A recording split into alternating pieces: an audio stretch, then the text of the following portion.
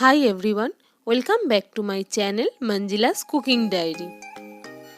আজ আমি পনির টিক্কা কাবাবের রেসিপি আপনাদের সাথে শেয়ার করব।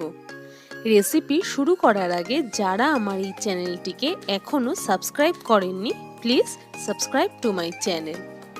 এই রেসিপির জন্য আমাদের কি কি ইনগ্রেডিয়েন্টসের প্রয়োজন দেখে নেওয়া যাক। পনির, পেঁয়াজ, ক্যাপসিকাম এইভাবে কেটে রেখেছি। টক দই, আদা রসুনের পেস্ট, জোয়ান, গোলমরিচ গুঁড়ো, হলুদ, জিরে গুঁড়ো, ধনে গুঁড়ো, কাশ্মীরি লাল লঙ্কার গুঁড়ো, গরম মশলা, চাট মশলা, নুন, লেবুর রস, কাসুরি মেথি, বেসন, ধনেপাতা, তেল আর বাটার। সব কিছুর পরিমাণ ভিডিওতে লিখে দেওয়া আছে। প্রথমে পনির, পেঁয়াজ, ক্যাপসিকাম ছাড়া সব উপকরণগুলি একটা বাটিতে নিয়ে ভালোভাবে মিক্স করে নেব।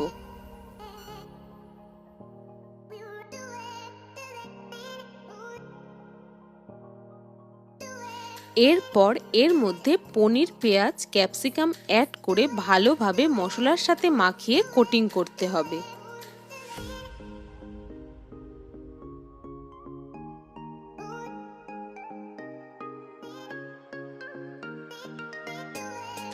এবার গরম তেল অ্যাড করে ভালো করে মিশিয়ে নেব। তারপর 30 মিনিটের জন্য রেস্ট হতে দেব। 30 মিনিট পর ম্যারিনেটেড পনির, পেঁয়াজ, ক্যাপসিকাম স্কিওয়ার্সে গেঁথে নেব।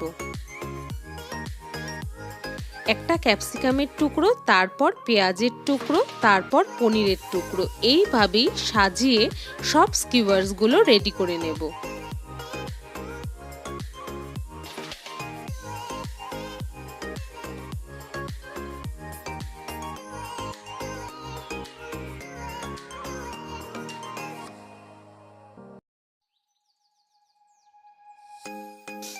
এবার ফ্রাই করব। একটা প্যানে অয়েল বা বাটার গ্রিস করে নেব। গরম হলে স্কিওয়ার্সগুলো অ্যাড করব।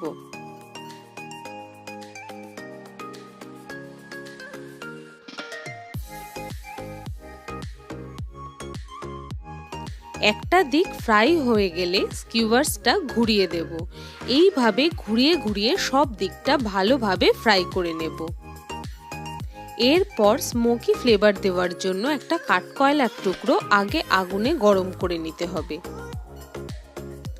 এরপর তাওয়ায় একটা ছোট বাটি বসিয়ে তাতে গরম কাঠকয়লা রেখে তার উপর তেল দিয়ে যখন ধোঁয়া বেরোনো স্টার্ট হবে তাওয়া ঢেকে দিতে হবে 2 মিনিটের জন্য।